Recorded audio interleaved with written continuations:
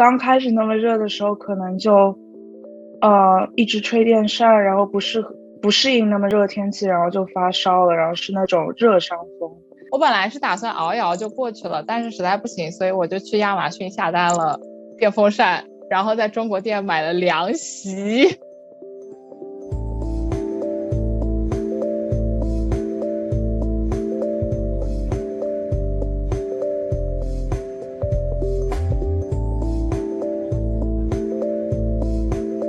这是我第一年在马德里过夏天，租的这个房子是和其他人一起合租的，然后是一个比较老的房子，很大但是很旧，然后就没有空调。这里天气现在非常的热，这一周的话白天基本都有39、40甚至到42度也会有。我本人因为这个发过烧，就是刚开始那么热的时候可能就一直吹电扇，然后不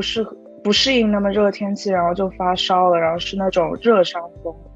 就还挺难受的。42度的那几天我就去住酒店了。我所在的南部小城每天大概都是日均气温，白天大概都是在38度，然后日后可能会到40度这个样子。我们家也没有空调，所以我本来是打算熬一熬就过去了，但是实在不行，所以我就去亚马逊下单了电风扇，然后在中国店买了凉席。就为了晚上不要那么热。就是这里首先空调很少，另外的话就是因为电费特别高，所以的话这里的就是开空调的人不太多，一个月可能要200欧左右吧，就是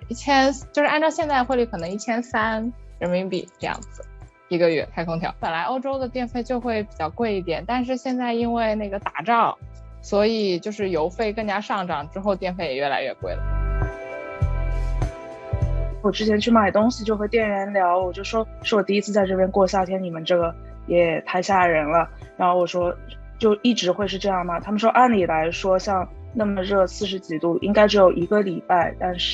而且是在8月份，但是这次7月份就已经持续2周的这样的高温天气。然后我也看新闻说西班牙因为这个高温死了很多人，所以我觉得应该是一个比较反常的现象。